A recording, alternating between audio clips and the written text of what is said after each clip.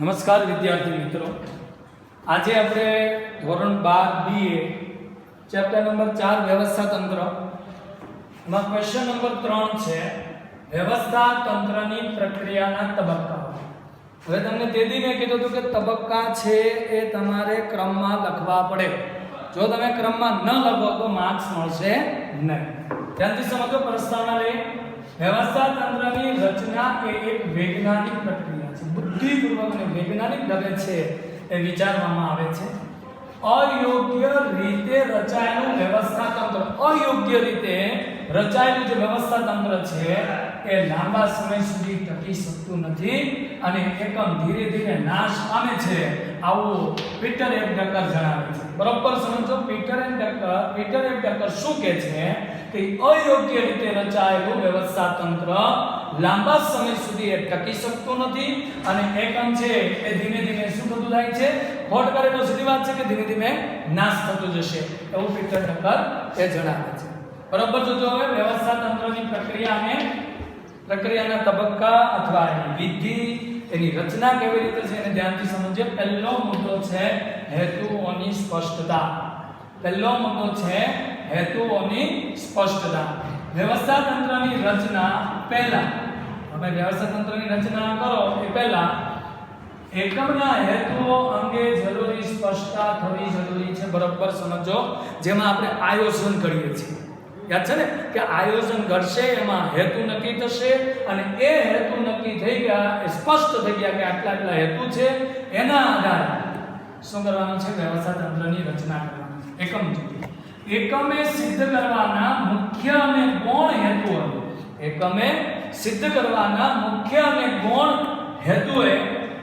હેતુઓને આધારે વ્યવસ્થા તંત્રનું માળખું છે એ ઘડવામાં આવે છે. પછી જ વ્યવસ્થા તંત્ર પેલા મુખ્ય અને ગૌણ હેતુઓ છે એ નક્કી થશે, એના આધારે વ્યવસ્થા તંત્રનું માળખું ઘડવામાં આવે છે.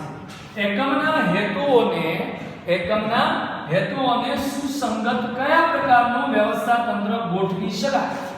એકમના હેતુ જે નક્કી થયા મુખ્ય અને ગૌણ, એની અંદર સુસંગત કયા પ્રકારનું વ્યવસ્થા તંત્ર ગોઠવી શકાય તે માટે હેતુઓની સ્પષ્ટતા એ આજે આ વ્યવસ્થા તંત્રની પ્રક્રિયાનું આ પ્રથમ પગથિયું કહી શકાય. તો હેતુઓ સ્પષ્ટ થવા જોઈએ. 40% કે 50%? નક્કી જ ન હોય, હેતુ જ ન હોય, ધ્યેય જ નક્કી ન હોય તો કંઈ થશે નહીં. ચલો હવે આવશે કાર્યોની યાદી. બીજો મુદ્દો છે. ચલો હેતુઓ સ્પષ્ટ થઈ ગયા. હેતુઓની સ્પષ્ટ કર્યા બાદ નક્કી કરેલા જે હેતુઓ છે એને શું કરવા, સિદ્ધ કરવા વ્યવસ્થા તંત્રીય માળખા દ્વારા. બરોબર. હેતુ જે નક્કી કરેલા છે એને સિદ્ધ કરવા વ્યવસ્થા તંત્રીય માળખા દ્વારા કયા કયા કાર્યો કરવા પડશે. જો કયા કાર્યો કરવા પડશે તેની એક શું તૈયાર કરવાની છે, યાદી તૈયાર કરતી વખતે. બરોબર, તૈયાર કરવી પડશે. અને આ યાદી તૈયાર કરતી વખતે કોઈ મહત્વનું કાર્ય રહી ન જાય. કોઈ મહત્વનું કાર્ય રહી ન જાય. એકનું એક કાર્ય બીજી વારમાં એટલે કે કાર્ય બેવાય નહીં તેની કાળજી લેવામાં આવે છે. બરોબર સમજો. હવે શું કીધું અહીંયા કે વ્યવસ્થા તંત્રીય માળખા દ્વારા કયા કાર્યો કરવા પડશે તેની એક યાદી તૈયાર કરવાની છે. એ યાદી તૈયાર કરતી વખતે કયું કાર્ય મહત્વનું છે, જેને ભાર આપવાનું છે, અને કોઈ કાર્ય બીજી વાર ન થઈ જાય, એટલે એકનું એક કાર્ય બીજી વ્યક્તિને ન સોંપી દેવાય, એટલે કાર્ય બેવડાય નહીં એની કાળજી લેવામાં આવે છે. તેથી કાર્યોની યાદી તૈયાર કર્યા બાદ તેના ઉપર પૂરતી વિચારણા કરવાની છે, પૂર્વ વિચારણા કરવાની છે. તો પૂરતી વિચારણા કર્યા પછી આ આખરી વિભાજન કરવું જોઈએ. આખરી વિભાજન થાય કે જે કાર્યો નક્કી થશે એની ફરીવાર વિચારણા થાય અને એક છેલ્લે એક ફાઇનલ એ કાર્યનો લિસ્ટ બની જાય, જે એ પ્રમાણેનું વિભાજન થવું જોઈએ. ત્યાં આ હતો આપણો બીજો મુદ્દો. ત્યાર પછી આવશે કાર્યોનું વિભાગીકરણ. કાર્યોની યાદી તૈયાર થઈ ગયા પછી, બરાબર જોજો, હવે કાર્યો જે છે યાદીમાં જે તૈયાર કરી છે એમાં જે કાર્યો દર્શાવેલા છે એ એકબીજા સાથે સંકળાયેલા હોય, એકબીજા સાથે જોડાયેલા હોય, એક સમાન હોય, તેને એક જૂથમાં જૂથમાં મૂકી દેવાનું, અલગ એક જૂથ બનાવી દેવાનું અને એ કાર્યો એ કરવામાં આવે છે. મતલબમાં કેવું છે કે એક બીજા સાથે સંકળાયેલા હોય, એક સમાન કાર્યો હોય તો એને એક અલગ જૂથમાં મૂકી કાર્યો કરવામાં આવે છે. હવે જે કાર્યો છે એ કાર્યોને વેચાણ વિભાગ, ખરીદ વિભાગ, હિસાબી વિભાગ, જો આ મધ્ય સપાટીએ તમને ખબર જ છે, વેચાણ વિભાગ, ખરીદ વિભાગ, હિસાબી વિભાગ વગેરે વિભાગોમાં વિભાજિત કરી જે કાર્યો છે એને 3 જુદા જુદા વિભાગોમાં વગેરે એ સિવાયના ઘણા બધા વિભાગ હોય, પણ આ વિભાગોને ખરીદ વેચાણ વિભાગ, હિસાબી વિભાગ, નાણાં વિભાગ એવા વિભાગોને વિભાજિત કરી શ્રમ વિભાજન અને વિશિષ્ટીકરણ પણ અપનાવીશું. શ્રમ વિભાગ કયું કાર્ય કોને કરવાનું છે અને વિશિષ્ટીકરણ કે કોઈ એક કાર્ય માટેનો પારંગત વ્યક્તિ છે એને નિમવામાં આવશે. બરાબર છે. હવે વિભાગીકરણ માટે આગળ જોઈએ આપણે. વિભાગીકરણ માટે એકમના સ્વરૂપ અનુસાર, ભૌગોલિક વિસ્તાર અનુસાર, કાર્ય અનુસાર વિભાજન થઈ શકે. એનો દાખલા તરીકે બહુ સરસ રીતે સમજાય છે, બરોબર સમજો. હવે એને શું કીધું? વિભાગીકરણ જ્યારે તમે કરો છો કે વેચાણ વિભાગ, ખરીદ વિભાગ, હિસાબી વિભાગ છે એને વિભાજિત કરવાની વાત છે, તો વિભાજીકરણ થઈ ગયા પછી એકમના સ્વરૂપ અનુસાર, ભૌગોલિક વિસ્તાર અનુસાર અને કાર્ય અનુસાર એનું શું કરી શકાય? એ વિભાજન થઈ શકે છે. દાખલા તરીકે સમગ્ર દેશમાં વસ્તુનું વેચાણ કરતું એકમ હોય, આ એકમનું આપણે વિભાજન કરવું હોય તો કેવી રીતે કરી શકાય? ચાલો, પૂર્વ ભારત, પશ્ચિમ ભારત, ઉત્તર ભારત અને દક્ષિણ ભારત, આ ચાર ઝોનમાં એને કરી શકાય, વેચી શકાય. કયા ઝોનની અંદર એને મૂકવું? તો અહીં શું કીધું? વિભાગો વાઇઝ. વિભાગ એટલે ઝોન એટલે કામ કરવાની સરળતાથી થશે, વિકેન્દ્રીકરણ થયું કે.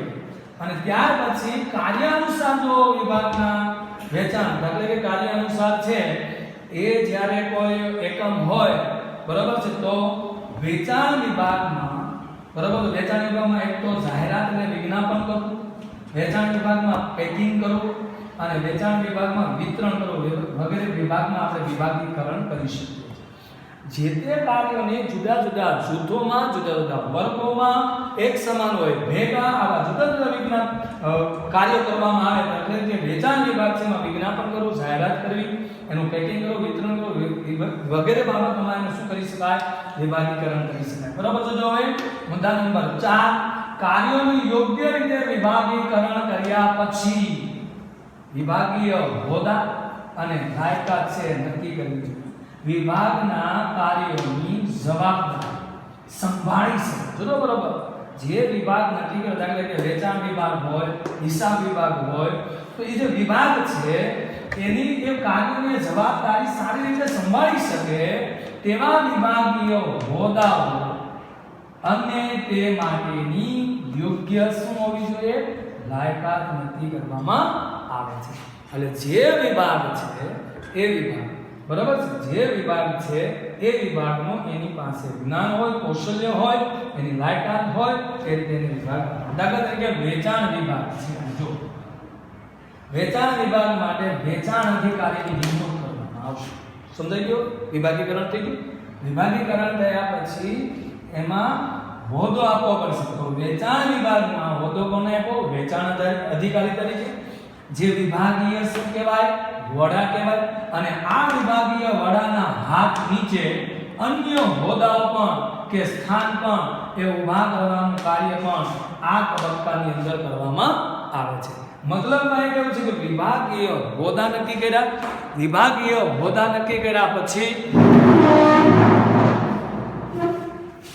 વિભાગીય હોદ્દા નક્કી કર્યા પછી, બરાબર છે, એ જે તે એનું સ્થાન નક્કી કર્યું, આ તબક્કે નક્કી થશે. હવે સ્થાન આપી દીધું તો હવે એને સત્તાને ફરજોની સોંપણી પણ કરવી પડશે.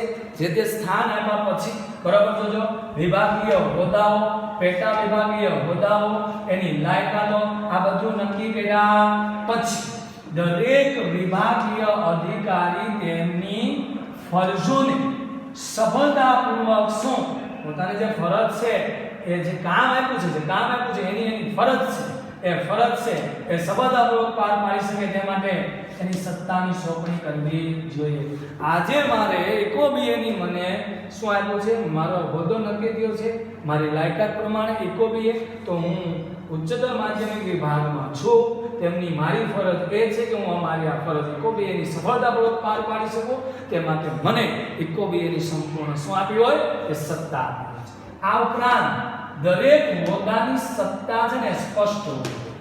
જે હોદ્દો આપ્યો છે એની સ્પષ્ટ, હું એક શિક્ષક છું, આસિસ્ટન્ટ ટીચર છું, તો મારી ઉપરી કોણ છે, પ્રિન્સિપાલ, મારી નીચે કોણ છે, તો બાળકો.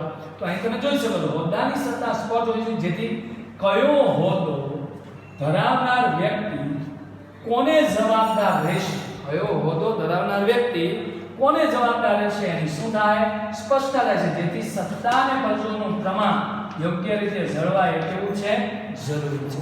સીધી વાત છે.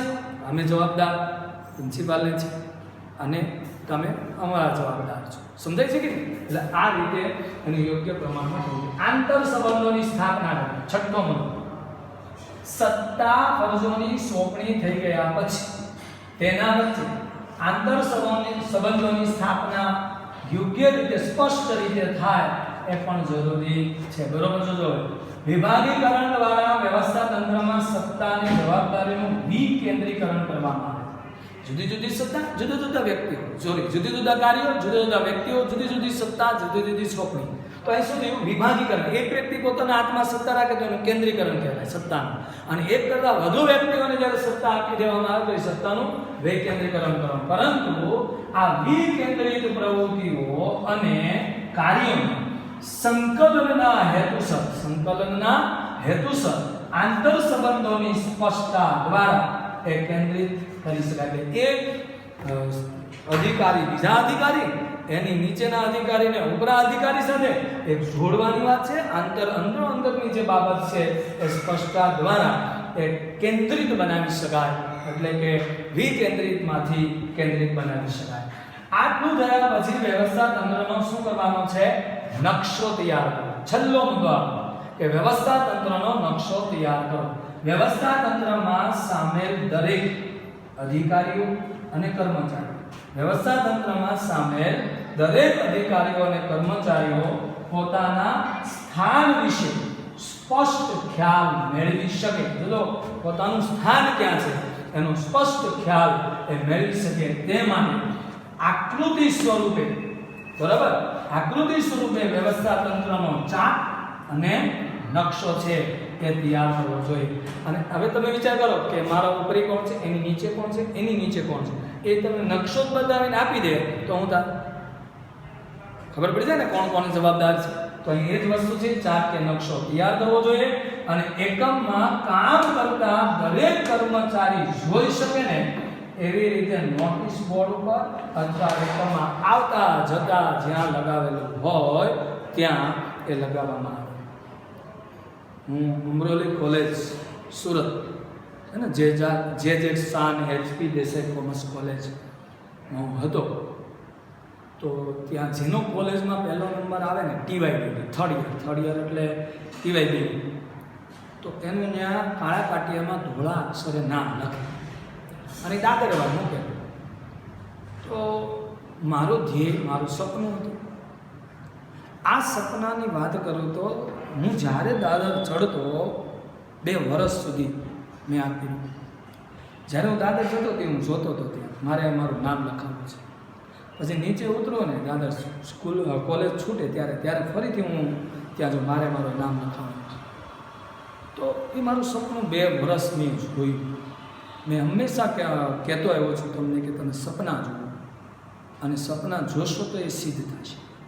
અને એ રીતે મેં સપનું જોયું અને એ સપનાને આધારે TYની અંદર બરાબર 70.78% કોલેજની અંદર એ ત્યાં આવ્યા. અને ત્યાં હજી આપણું નામ કાળા પાટીમાં ધોળા અક્ષરે એ દાદરમાં લખેલું. હવે કંઈક ફેરવીને કંઈક ઉપર લોબીમાં લઈ ગયા છે. તો કહેવાનો મતલબ શું છે કે આવી રીતે એકમની અંદર એક ચાર્ટ બનાવશે તો એ રીતે ખબર પડે કોણ કોને જવાબદાર છે. તો આ રીતે મિત્રો આ આપણો ખાસ કરીને વ્યવસ્થા તંત્રની પ્રક્રિયાના તબક્કાઓ છે અને ક્રમમાં લખવાના છે, બરાબર છે. અને ચાવી બનાવી કેવી રીતે તમને શીખવ્યું છે, પણ આજે લખવી હતી પણ મારાથી મિસ્ટેકથી રહી ગઈ. તો તમે જોઈ શકો છો પહેલો મુદ્દો છે હેતુઓ, કાર્ય, હેતુઓ છે, કાર્ય છે, કાર્યોનું વિભાગીકરણ, એટલે અહીંયા શબ્દ આ રાખજો યાદ, વિભાગીકરણ, યાદી, બરાબર, હેતુની યાદી, વિભાગીકરણ અને હોદ્દા, અને ત્યાર પછી સત્તા અને આંતર સંબંધોની વ્યવસ્થા, સોરી નકશો, આ નકશો, સત્તા, બરાબર, આ શબ્દોને લઈને એક તમારે ક્રમમાં યાદ રાખવાનું છે, બરાબર.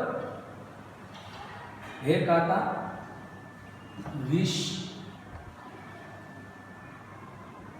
આ ન, હે કાકા આપણે લખી જાય યત વ્યવસ્થા તંત્રના તબક્કા. તો તમે જોઈ શકો છો, પહેલું છે હે કાકા, હે કાકા એટલે કાર્યોની યાદી, કા એટલે કાર્યોનું વિભાગીકરણ. પછી આવશે હો,